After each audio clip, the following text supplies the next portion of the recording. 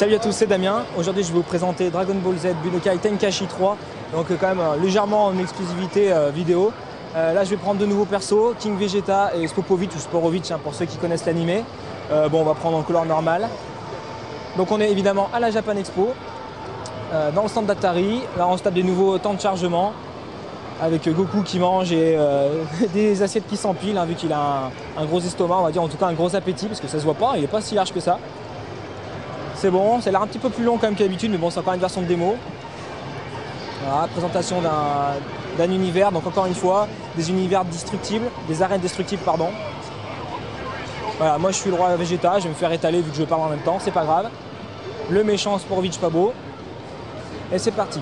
Donc là, grosso modo, visuellement, il n'y a rien de bien nouveau. On est encore une fois dans un épisode dans la lignée des deux premiers Tenkaichi, sortis sur PS2 et sur Wii récemment. Plus récemment, on va dire. Là, je me concentre un peu, je concentre mon ki.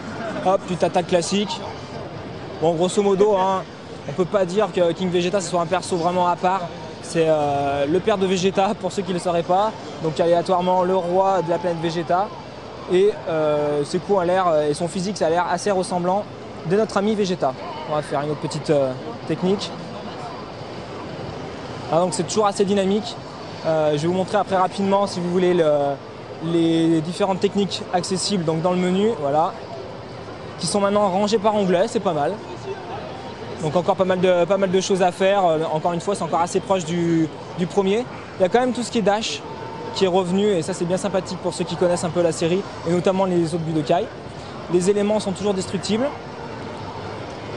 Et là, il a l'air en colère. Alors là, si j'arrive à concentrer un peu d'énergie avant qu'il me castagne, je vais peut-être essayer de me transformer en gorille. Je vais essayer de faire ça. Je vole. Voilà, donc les éléments du décor sont destructibles. Encore une fois, le décor n'est pas infini. Bon, malgré tout, je trouve que c'est quand même encore suffisamment vaste pour pouvoir s'amuser et avoir un minimum de stratégie. Voilà, normalement, là, ça devrait être bon. Voilà. Je vais créer une petite boule dans l'atmosphère, histoire de pouvoir me transformer en super gros singe. Hop, donc pareil, il y a des techniques un petit peu différentes. On va essayer de s'approcher gentiment mais sûrement. Hop. Ah non, c'est pas ça, voilà. Il n'est peut-être pas assez près.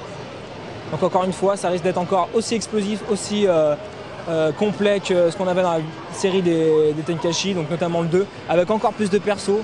Je crois qu'on nous annonce à peu près une trentaine de persos exclusifs, dont certains inédits comme Sporovich. On va voir comme au final, pour une version test, si les persos sont vraiment intéressants. Mais malgré tout, les fans risquent encore une fois d'être très satisfaits de retrouver tous leurs héros préférés dans leur univers préféré. Là, c'est évidemment la version PS2, je ne l'ai pas dit. Je vais essayer de le finir. Voilà. Et voilà. Donc c'était Dragon Ball Z Budokai Tenkaichi 3 sur PS2.